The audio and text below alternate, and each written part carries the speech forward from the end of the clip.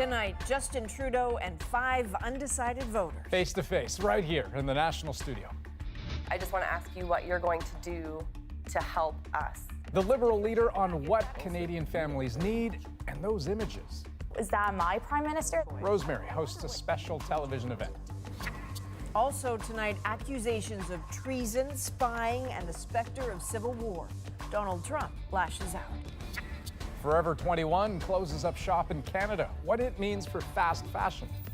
And a Canadian detained in Hong Kong. I am just standing in front of the riot police of Hong Kong.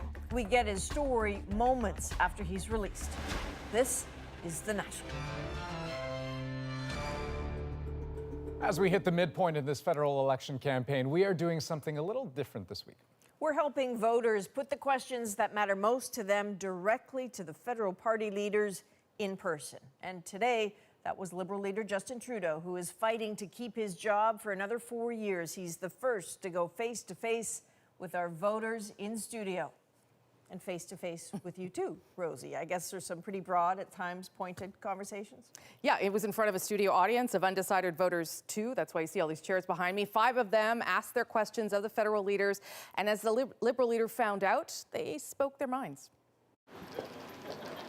Canadians from across the country were chosen to ask Justin Trudeau questions about their own lives and how a Liberal government would help them. Trudeau knew only the broad topics and little else. I do have some concerns about... Listra Sam, an entrepreneur from Vancouver, zeroed in on affordability. Can she ever make enough money to buy a house in Canada's most expensive city? Who can make $1 million in 1 year? Like, even in many years of having a business, who can make $1 million? We heard this challenge from Canadians right across the country. So we introduced something called the First-Time Home Buyers Incentive. Trudeau's record was also under scrutiny, including trade deals that have opened access to Canada's dairy market. Monsieur Trudeau, thank you for having me. Manitoba dairy farmer Alain Philippot says that's left his family business in need of help. Are you going to pay direct payments to the farmers, or is it going to be some other lottery program? I heard that criticism of previous compensations. We're going to make sure that on the CPTPP one and on the NAFTA one, we get that right. We are a pluralistic society. Trudeau was also confronted by Inara Hasmani from Toronto about those images from the past of him in black and brown face. What are some personal actions that you'll be taking? I know that I am going to have to continue to fight even more than ever before for inclusion. Diversity is a fact, yes. Inclusion is a choice. So that's just a little bit of how things went. You'll see much more in just a little bit later in the show. For now, though, let's turn to the campaign trail today. Both Justin Trudeau and Andrew Scheer stumped in or around Toronto. Both made reference to provincial politicians. David Cochrane explains why. Yesterday he made his pitch, today he played his wedge. With the platform out, Justin Trudeau pivoted back to guns. The choice for Canadians is crystal clear. Liberals will strengthen gun control. Conservatives will weaken gun control. To amplify his message, a town hall with doctors who have treated shooting victims. I ask all of our elected officials to understand that harm, injury, and death from guns is a preventable public health crisis, and that legislative action is necessary. Gun violence is a key issue in the big city ridings and in the battleground seats that form a ring around Toronto that may very well decide this election. Another factor in the 905s is Premier Doug Ford, and it was anger over Ford's changes to autism services that brought parents to Andrew Scheer's event in Whitby. They decimated the Ontario Autism Program, and they've denied needs-based therapy to tens of thousands of autistic children in Ontario. I won't be voting for Andrew Scheer just because of Doug Ford and what he's done to my family. Feeling the heat, Scheer made a pivot of his own in this Ontario-focused campaign by proxy, invoking the name of the Liberal Premier Doug Ford defeated. Kathleen Wynne left Ontario in near ruins, and Justin Trudeau is doing the same thing to Canada. We cannot let that happen. The Ford fallout is an issue the Conservatives can't control, but it's definitely one they need to manage. Of course, neither Doug Ford nor Kathleen Wynne are on the ballot in this election, but the parties want to make sure they are at least on the minds of Ontario voters. David Cochrane, CBC News, Ottawa. Tomorrow, Andrew Scheer goes face-to-face with voters here on The National, but tonight, Justin Trudeau's turn. You'll see that in about 15 minutes. Andrew. Sounds good. Quebec owes an apology to Indigenous people, according to a provincial inquiry. A new report says they face systemic discrimination from the justice system and when accessing social services. Now, that public apology is number one of 142 calls to action in today's report. Others include extending the time limit for filing police ethics complaints and improving Indigenous language and translation services. Yet, as Alison Northcott tells us, some say the report has missed the mark. After 38 weeks of testimony from more than 1,000 people, Commissioner Jacques Vien says one thing is clear. It seems impossible, he says, to deny that members of the First Nations and Inuit are victims of discrimination in their relations with public services. Vien's report comes 4 years after Radio-Canada's investigative program Enquête revealed allegations of physical and sexual abuse of Indigenous women by Quebec provincial police officers in Val-d'Or. The allegations included so-called starlight tours, where police drove people out of town and left them. There was a police investigation, but none of the Val-d'Or officers were charged. The Commission's mandate was broad, to look at the relationship between Indigenous people and some public services. Well, myself, I deal with almost daily racism. Viviane Michel with Quebec Native Women says she's disappointed the report doesn't include measures to ensure Indigenous women like the ones who came forward in Val-d'Or will be protected. Still, she and other Indigenous leaders say they recognize the Commission's work and hope something real will come of it. I think people are done with apologies. What they need is concrete action. Overall of it.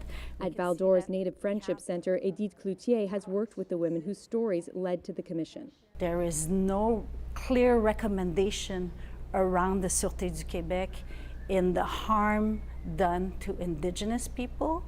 It's like the Commission overshadowed what was the heart of its mandate. Quebec Provincial Police didn't comment on the report. The Quebec government says it will study it. And in the meantime, the Premier has invited Indigenous leaders to the legislature later this week. Alison Northcott, CBC News, Val-d'Or, Quebec. A call from the Truth and Reconciliation Commission was answered today, remembering the thousands who died in residential schools. Canada will never be the same now that these names are known. These children call upon us to take action to stop the harm inflicted through present-day systems. On a banner nearly 50 meters long, the names of 2,800 children who have been identified. The Commission will continue to unearth the names of others who died. Overseas now, where it is already a very important Tuesday in China, when the People's Republic marks its 70th birthday. But while most of the country is poised to celebrate, Hong Kong is braced for defiance and danger. As Sasha Petrusek shows us, police tactics now have a sharper edge. The front line in Hong Kong's protests has become a pretty dangerous place. The protesters anxious and angry. The police increasingly aggressive, ready to arrest. Hong Kong police is seeing us or other protesters or even other citizens as their enemies. They grabbed Chris Young yesterday. He's a Canadian who spent his teens in Vancouver, his adult life in Hong Kong. And last night, he spent chained to a hospital bed after a heavy-handed arrest. He was released on bail right before this interview, with bruises and pictures to show for it. Okay, that is me. Young was protesting dressed as U.S. President Donald Trump, a symbol for him of Western democracy. I am just standing in front of the riot police of Hong Kong. The riot police suddenly assault and just pushed me down on the ground and beat me up about a minute, and I might be lost my conscience for a few seconds, and then I was arrested. Carried off for being at an unlawful assembly. Young's been protesting at these rallies since they started in June. Of course, my teenage years in Canada have established my views to liberty and freedom. I'm living in a free society. He's joined mass marches demanding more freedom and an inquiry into police brutality and against Chinese intervention in Hong Kong. And he'll be back out at rallies called for Tuesday, China's national holiday, ready to insult Beijing and possibly get arrested again. Police have declared them illegal, but no one expects these demonstrations to stop. Sasha Petrusik, CBC News, Hong Kong. The impeachment scandal that threatens to engulf the Trump presidency just got more complicated. As Paul Hunter tells us, Trump's phone call with Ukraine's leader may not have been the only time he looked beyond U.S. borders for political help. And it's a disgrace. This whole thing is a disgrace. That said, Donald Trump today also made a more ominous point. Well, we're trying to find out about a whistleblower. When you have a whistleblower that reports things that were incorrect. Signaling he wants to know who started it, the impeachment process that could end his presidency. The whistleblower who came forward with word of a phone call and more between Trump and Ukraine's president, with Trump seeming to press him to find dirt on Trump rival Joe Biden. Says Trump, there was nothing wrong with that call. It was perfect. But the impeachment inquiry is moving quickly, with developments today aplenty. Trump lawyer Rudy Giuliani was subpoenaed for documents. There's a report Secretary of State Mike Pompeo was listening in on that call with Ukraine. Another report says Trump also sought help from Australia's Prime Minister to discredit the Mueller investigation. And another report that Attorney General Bill Barr also sought foreign help from the UK and Italy to try to discredit U.S. intelligence findings on Russian interference in the 2016 election won by Trump. And as Democrats, meanwhile, work toward testimony from the whistleblower, a letter this weekend from the whistleblower's lawyers with serious concerns over their client's safety, including sobering talk of a $50,000 bounty for any information that could identify their client publicly. For their client and any others thinking of coming forward, say the lawyers, their expectation now is things will only get worse and more dangerous.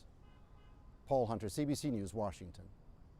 University of Toronto students are demanding better access to mental health counseling to address suicide on campus. There have been 8 deaths over the last 3 years, and the latest one just last week. Joanna Remiliotis was there as the students made their case. In all the tributes, shock and disbelief and anger too. It's infuriating, it's disappointing. I don't think I can really express all the multitude of emotions that every one of us are feeling right now.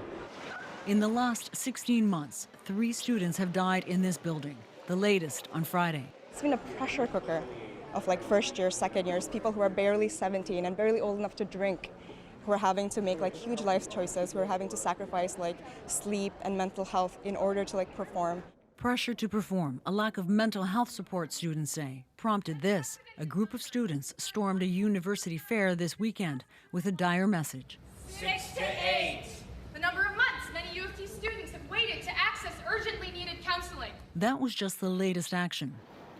Earlier this year, students held a sit-in at the president's office. Our key demands are counseling and accessibility services and other essential supports for students need to match the need that is being demonstrated. The university says that in response to an exploding need, it has spent $3 million in the last 2 years boosting counseling services. Some were on hand today. We've also, starting this fall, brought in same-day counseling for students who arrive expressing extreme need or crisis. And over the weekend, the school erected physical barriers. We all wish we had done this sooner, but we are focusing on longer-term solutions. Until then, some students here say they'll work to hold the school to that promise. Joanna Remiliotis, CBC News, Toronto. And we are following several other stories tonight. Vaping giant Juul is now facing a lawsuit in BC. 2 plaintiffs say they've developed health problems. They accuse Juul of targeting minors and misleading consumers by claiming its products are safer than smoking. Juul Canada says it is reviewing the lawsuit. The allegations have not been tested in court.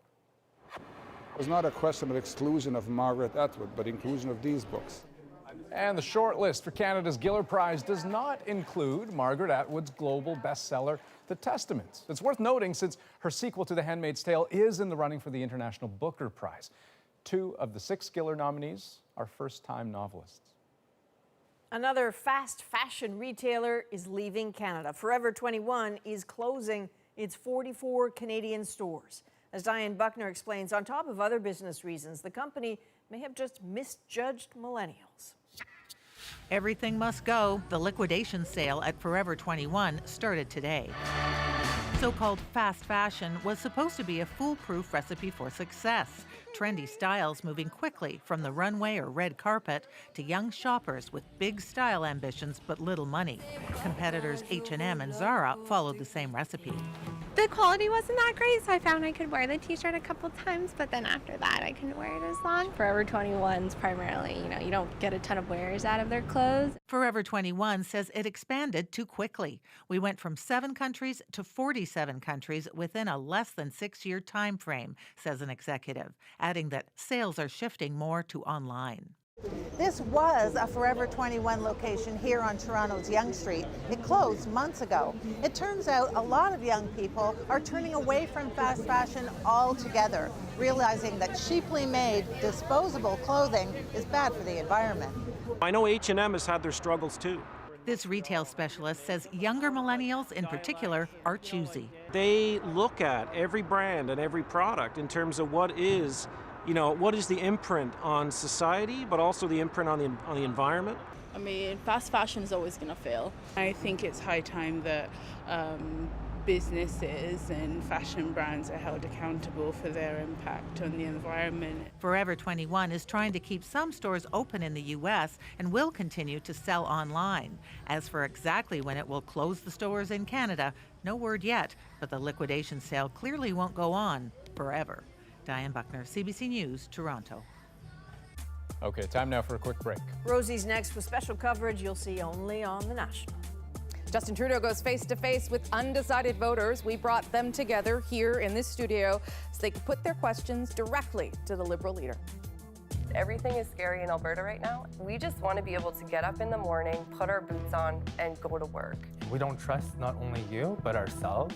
Canada took away our humanity. Mr. Trump was negotiating hard for his dairy farmers, and we had to push back. And we got thrown under the bus. And I know you're an accepting person, but when pictures come out with like brown face and stuff like that, right? Is that my prime minister that's representing Canada out there? I want to contribute to the economy of Canada. I feel like I either have to give up my dream or give up the Canadian dream, and I don't think that I should have to do that. Face-to-face with Justin Trudeau right after the break.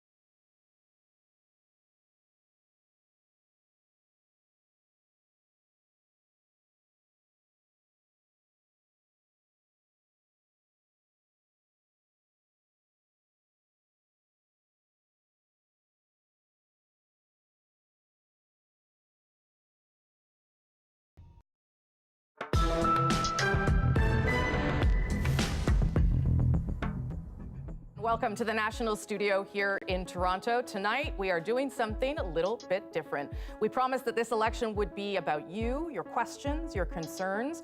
So we are giving most of our interview time with the federal leaders over to you, the voters. Welcome to Face with the federal leaders. I'm Rosemary Barton. Our studio tonight full of undecided voters looking for some answers. And we've invited 5 Canadians from across the country to speak one-on-one with the federal leaders. So we begin tonight with Liberal leader Justin Trudeau. Welcome. Thanks for doing this. Thank you. Good to see you.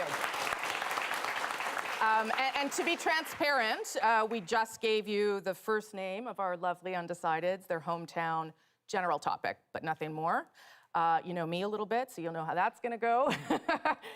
We've asked all of our 5 lovely undecideds here to give us a quick intro that they shot themselves, so we get a sense of who they are. So we will start the clock and get to work. Here we go. Hi, my name is Lister Sam, and I live in Vancouver, BC, on unceded Coast Salish territory. I am an entrepreneur. I have a beautiful business that I absolutely adore and am super passionate about. With the upcoming elections, one of my main concerns is home ownership. I've lived in Vancouver for 10 years now, and it's always been a little bit of an insecurity with me whether or not I even want to own a home here because of the price of housing. But now that I'm an entrepreneur, it becomes an even bigger issue because I think, who wants to give me a mortgage? So it's a big concern. Okay, Listra, over to you. Hello. Hello, Listra. I'm a little nervous. I'm going to say that right off the top because I don't do this every day. You do. I do have some concerns about becoming a homeowner in Canada. As an entrepreneur and as a single person who also doesn't have any children, I feel like I'm in a demographic that really goes under the radar. Nobody ever sees me. And the biggest concern I have is home ownership. And I've been reading some reports, and I've read a report that tells me that in order for me to become a homeowner, I would have to make $1 million in order to buy a home, to have somebody, trust me enough with a mortgage. Now, you live in Vancouver, and you don't own your home right now. We heard this challenge from Canadians right across the country. So we introduced something called the First-Time Home Buyers Incentive, which actually gives you up to 10% off on the purchase of your first home, which is basically a no fee, no interest mortgage payment that will reduce your own monthly mortgage payments by hundreds of dollars a month. Now, we brought it in across the country, and we heard very clearly that the GTA, that Greater Vancouver, and even Victoria, the housing prices are just out of reach even on that one. Yeah. So we've actually increased it further. So homes worth up to $800,000 now qualify for that. And that's going to give a significant boost. We know it's not, going to help everyone as much as it can, not gonna help but me. it's going to make a big difference. It's not going to help me at all. And I mean, I hear these numbers, and I can sit down and I can crunch numbers. I'm not a mathematician, but I still sit here and say, but still, how do I make that money? Like legally, in my business, how do I make that money? Like we've got a lot of homes in Vancouver sitting there with no one in them. We have a lot of foreign investors, and I know you guys have done this, the home tax, I think empty home tax. But I don't think that's done anything. Like there's still a lot of empty homes, and it becomes a bigger issue because it becomes something that is about community. It's about family. Like literally the only reason I stay in Vancouver is because that's where my family is. It's where my community is that I've grown over the last 10 years. I could take my business and I could move back to the Caribbean, and I could take, a very small amount of money, a lot smaller than $500,000 to $1 million, and buy property and have a home, and I could give jobs to people outside. I want to contribute to the economy of Canada. I'm a Canadian citizen. I grew up here, and that feels good to me. But this issue of what it costs, like I feel like I either have to give up my dream or give up the Canadian dream. And I don't think that I should have to do that. And I absolutely agree. You shouldn't. We want you to succeed in Canada. We want you to keep building and creating jobs and succeeding. But there is no one magic bullet that's going to save everything. So the First-Time Home Buyers Initiative is going to help a lot of people, maybe not you, but maybe others. I think it actually could help you as well. Other things we're going to do, we're investing in entrepreneurs. We're looking at specific women entrepreneurs, racialized entrepreneurs, the communities that face greater barriers are going to be responded to in an initiative we have that is $50,000 of startup capital for 2,000 different entrepreneurs a year that people can qualify for. And that's for new businesses, right? That's for new businesses. And it's for new entrepreneurs, none of which I fit into, but I hear what you're saying, but that... I love watching Listra's face as Mr. Trudeau answers. Okay, Listra's turn is over. Let's get to our next voter. Watch this. My name is Jessica Heron, and I live in Cold Lake, Alberta. I currently drive a school bus while I study criminal justice in hopes of becoming a future law enforcement officer. And I have 3 amazing children, one of whom will be eligible to vote in the next federal election. I feel it's important to teach her the value of questioning our political leaders, so she deserves to have answers that are given with honesty and integrity. And that is one of the issues that I'm having with not only the current campaign and election, but the previous ones as well. All right, it's my new friend, Jessica. Hi. Good luck. Nice to meet you. Pleasure to see you. So I'm from Cold Lake, Alberta.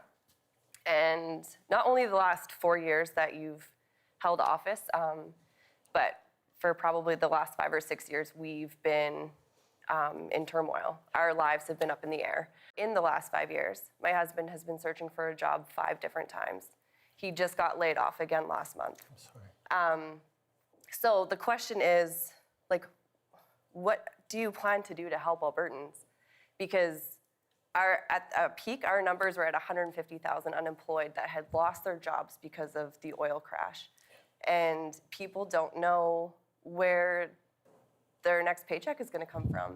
We don't know if we're going to be able to put food on the table. We don't even know if we're going to have a table to put food on, essentially. And it's scary. Everything is scary in Alberta right now, and we just don't have any answers to go off of. Yeah. So I just want to ask you what you're going to do to help us. Like, what are you going to do to help me in my situation? Well, I mean, the first thing to recognize is Alberta has been a contributor to Canada's economy for so many decades now. You have been a tremendous benefit to Canada with your hard work, with your innovation. And over the past, as you said, 6, 7 years, it's been really tough for Alberta as oil prices crashed and there were real transformations in people who had never been short of work, had always been able to contribute and put food on the table for their family. Suddenly being in this position is really scary and destabilizing. Right. And that's one of the reasons why, I mean, what Canadians do is we're there for each other. So we made massive investments. We made changes to EI. We made changes that would help out in Alberta. But we recognize that the one thing you really need most is to be able to get our oil resources to new markets so we're not prisoners of the United States. Right now, well, over the past 10 years, the U.S. went from being one of our biggest customers in terms of oil to a big competitor in terms of energy. So we need to find new markets because we were getting a massive discount on our oils that you know very much was squeezing your families. Right. So we recognized that in the 21st century, you can't actually get new pipeline projects built unless you are taking care of the environment and creating partnership with Indigenous peoples. And we've moved forward on those two things to give better predictability, get better social acceptability, and to get our resources to new markets in responsible ways. The shovels are in the ground as we speak on the Trans Mountain Pipeline expansion. There's a lot of people across the country who don't understand why it is so important to get our oil to markets other than the United States. And we are going to be investing the profits from that in the transition towards cleaner energy and fighting climate change that I know your kids are really going to need in the coming decades. Right. But we need to support you, your family, and Albertans through this very difficult time. And that's very much what we've tried to do. But do you see Jessica's kids working in the oil and gas sector? I mean, Jessica, do you see your kids working? I mean, but do you? Is it fair to say that's a dying industry because it has to be? No, I think there will always be a need for oil and gas in certain uses over the coming decades, if not the coming century. But the mix we have towards more renewables, towards cleaner tech will also, and the efficiencies also will come in and transform those jobs so that they are actually usually more scientific, more research-oriented, more less driving trucks and operating heavy machinery, and more innovation, more lab, more higher motor skills. Your kids are going to get great educations. They're going to be able to contribute in much greater ways than generations past were. When we come back, Mr. Trump was negotiating hard for his dairy farmers, and we had to push back. And also, we got thrown under the bus. by Mr. Trudeau. Well, we're the ones that took it for the country. More Face to Face with Justin Trudeau next on The National.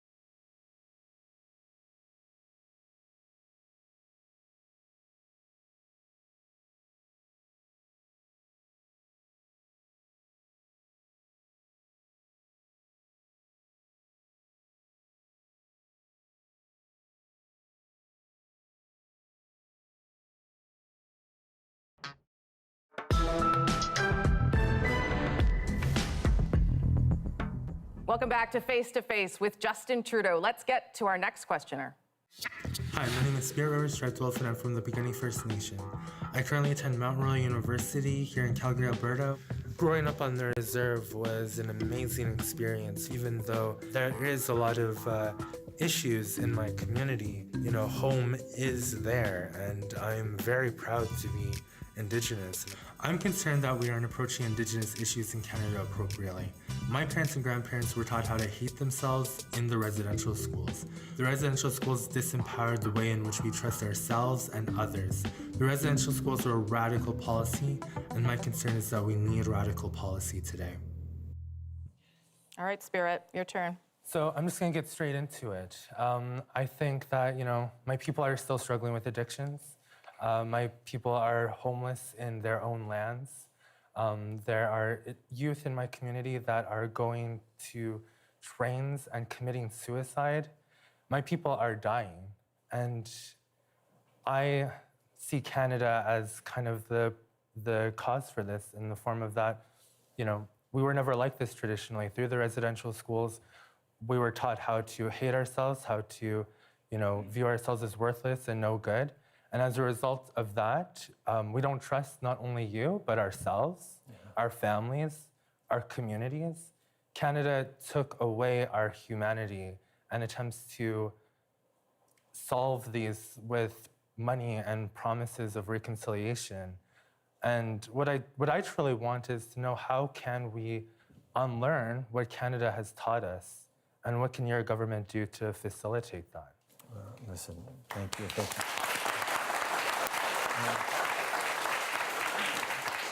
There is no way to sugarcoat it. Canada failed disastrously in the spirit and intent of the original relationships and the original treaties, which was supposed to be about shared stewardship, about partnership on this land that we were welcome, settlers were welcomed to by Indigenous peoples. The legacy of assimilation, of residential schools, the intergenerational trauma that remains is, I think, one of the greatest remaining challenges for Canada. Policy, right? Absolutely. What we need to do is undo that, and that's what reconciliation is all about. And there's two tracks on that. One is making sure that in terms of healthcare, in terms of education, in terms of drinking water, in terms of opportunities, you are beginning to get those in ways that make sense for you and that you get to drive as Indigenous peoples, but also that we change the nature of the relationship between Canada and Indigenous peoples to be more of a nation-to-nation relationship, much more respectful. I would probably want to just add into that, like, my nation is in southern Alberta. We have good relationships, we have resources. I went to an amazing high school. I'm going to university right now. But even when I was in university there, or even when I was in high school, there was peers of mine that would say, you can go to school, Spirit, I can't. There's this mentality, and for me, like, those things don't truly apply to my nation. And in a lot of ways, I would say I'm just as much First Nations as my chief in council. Those were systems that were implemented by Canada to assimilate us. And so I wonder what, like, you don't even have a strategy for suicide prevention. And, you know, for these kind of things, those are great, but they don't really apply too much into my situation, where these things are still there. I personally think it has a lot to do with what we learned in the residential schools and cultural genocide and what that actually means, how we teach our children, how we raise our children. Well, you probably know better than I do that language and culture and identity are building blocks of anyone's sense of self and anyone's ability. And that's why we move forward on historic language legislation that's going to allow people to learn and preserve Indigenous languages because they're so essential. That takes time, though, and I think of the residential schools, which were radical policy. This is taking too long. I think we need something even more radical than what's going on, because youth are literally dying a week ago from in my community. Like, it happens constantly. And it is ongoing, and we've invested more in mental health, and we've invested more in hotlines and support lines. But it's not a mental health issue. It's not a mental health issue. It's an addictions issue. It's a poverty issue. It's a barriers issue. It's an identity issue. It's a discrimination issue. It's all these layers of things. And the one thing that I know is, as a federal government, we can't tell you what the answer is. We need to empower you to break down some of the terrible things we've done to you in the past and allow young leaders like you who are imagining those radical solutions to propose them, and we need to help create them, because what Ottawa broke, Ottawa can't fix. Okay, Mr. Trudeau, Spirit, thank you very much. Let's move on. Thank you, Spirit. Hi, my name is Alain Philippot. I live in St. Claude, Manitoba. I'm 55 years old, and I've just celebrated 25 years of marriage with my wife, Michelle. Dairy farming has its own challenges, but government policy and politics can have a huge impact on our industry. Dairy farming is my passion, and I can hardly wait to start working on our next project together with my son. And I hope that we're able to move our farm forward and to advance it to a point where we can be as proud of the next generation as we were of the past. All right, my fellow Manitoban, off you go. C'est un honneur, Monsieur Trudeau. Thank you for having me. Merci, Alain. It's an honor to meet you. Our family's been farming in Manitoba since 1912. And I'm so proud to be a dairy farmer, and I've enjoyed this career so much. But in recent trade deals, the last one done by your government, we've given up market access to foreign countries. Now, my son is the 4th generation dairy farmer, and he's wanting to reinvest in the farm, and he needs stability. What is your government going to do when the next country, after Brexit talks or whatever, come in and ask for more market access? As you say, we've negotiated 3 really big trade deals that did involve certain concessions on access, but at the same time, particularly on the NAFTA one, it was very clear Donald Trump wanted to get rid of our supply management system, and we were able to defend it. But just so I'm clear, I know you defend supply management, and yet with every trade deal that you've negotiated, you've cracked open the door to allow more foreign cheese and dairy and poultry and whatnot. So you're saying that's over, that you will not have to compensate dairy farmers further. Is that because there's no trade deals left to have? No, or? we're in the early stages of Mercosur with the east coast of South America. There are challenges around Brazil right now, so it's not necessarily moving forward. But we've already said from the get-go, no more dairy access.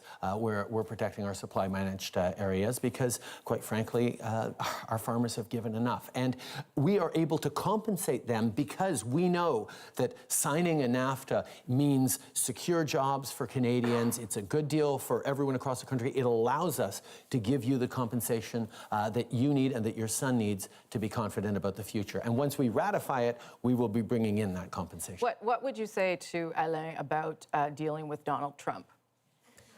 And why you had to get to a place where you had to give him a little to get the rest? Well, that was a very unconventional government we're dealing with in the White House right now. And I'd say Alain's throwing you a lifeboat here. Don't let him go. No, what I said was, Mr. Trump was negotiating hard for his dairy farmers, and we had to push back. And I'll say we got thrown under the bus.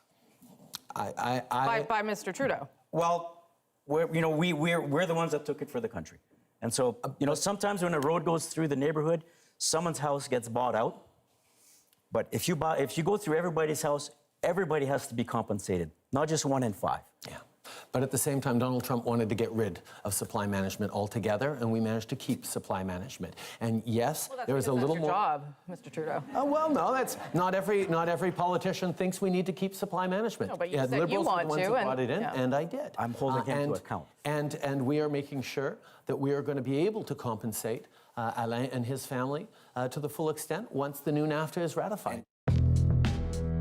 Time for a quick break, but up next.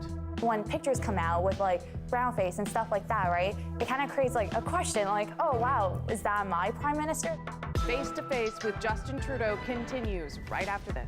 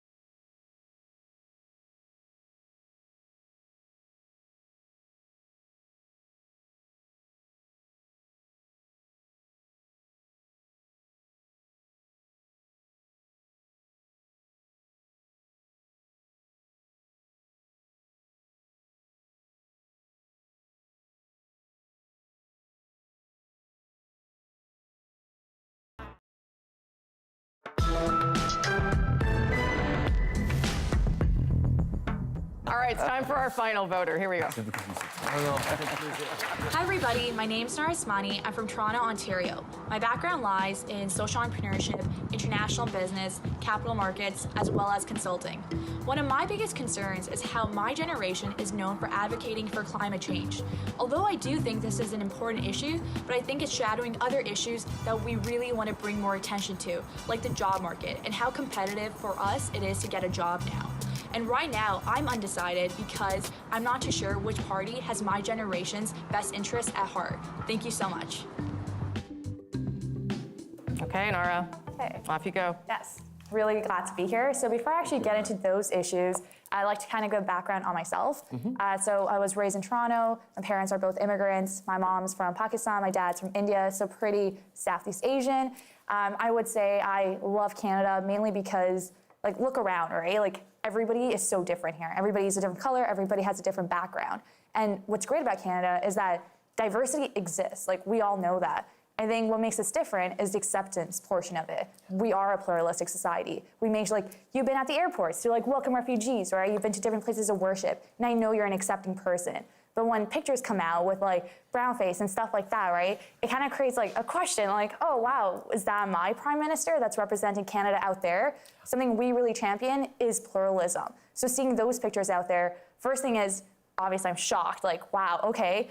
The second thing is, it's really upsetting to see that, something that we're really great at, and our leader is not doing that anymore, right? So my question to you is, what are some personal actions that you'll be taking to make sure that we're still able to maintain this reputation, as well as on an international perspective, right? Like, we're known to be this pluralistic, inclusive society. What steps do you think Canada should be taking to make sure we're still maintaining this reputation? We have been a government that has defended... We've been a government that has defended diversity, but the terrible choices I made many years ago have put not just a pall over that, but have directly hurt a lot of people who face discrimination every day, who thought of me as an ally, thought of me as a friend, as someone who was fighting for diversity. And I am, and I very much am in my life today, but I didn't understand how much pain I could cause. I totally understand that, yeah. And I know that I am going to have to continue to fight even more than ever before for inclusion. Diversity is a fact, inclusion is a choice. Exactly. And how we do that, how we make sure that we are going at things like systemic discrimination and unconscious bias, and me carrying the shame of having done that personally in a blind way and hurting people who trusted and supported me and believe in Canada as this beacon is something that I'm going to have to work extra hard at over the coming years to demonstrate. Totally understand that, and I think that that's great to hear, right? But what actions do you see yourself taking and Canada taking within the next couple of years? We've doubled our funding for our anti-racism strategy, which will include systemic discrimination and unconscious bias training for government officials, for organizations. There are so many blind spots that I have, that other people have, that we need to get into, whether it's gender-based analysis, whether it's intersectionalities. We have to understand a lot more about the very real intolerance and discrimination that many people face, fighting anti-black racism, fighting Islamophobia, fighting anti-Semitism. These are things that we talk about. They're things that we need to actually do more on, and we will be doing more on. It goes by quick. Yeah, that did. Thank you, Nora. Thank you so much. You heard their questions, his answers. Now it's time to hear what the undecided voters really thought, their impressions, right after this.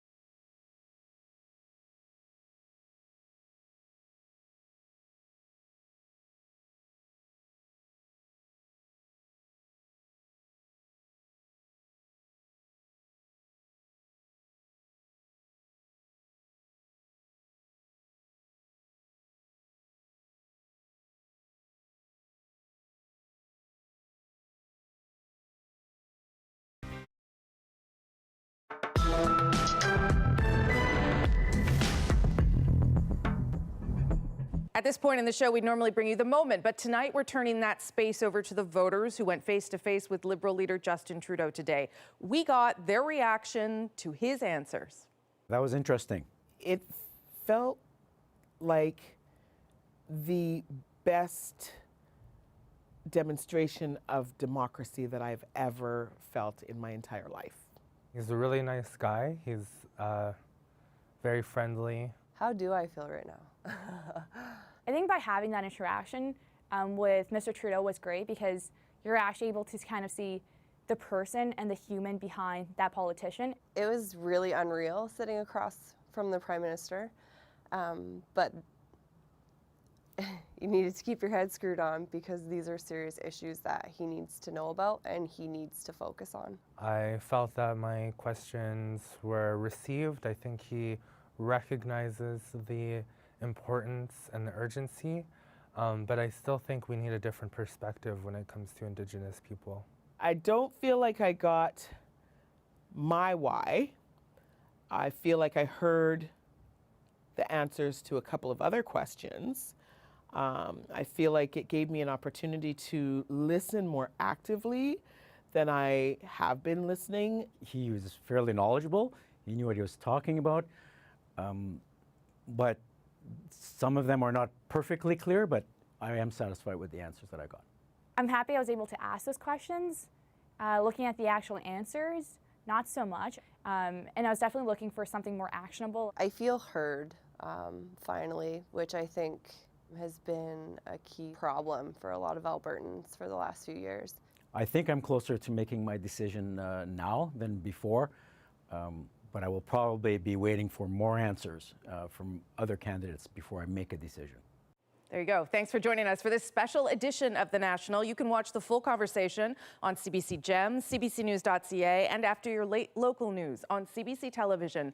And a reminder, we are doing this all week. Tomorrow, Conservative leader Andrew Scheer goes face-to-face with undecided voters. Looking forward to that. We'll see you then. Have a good night.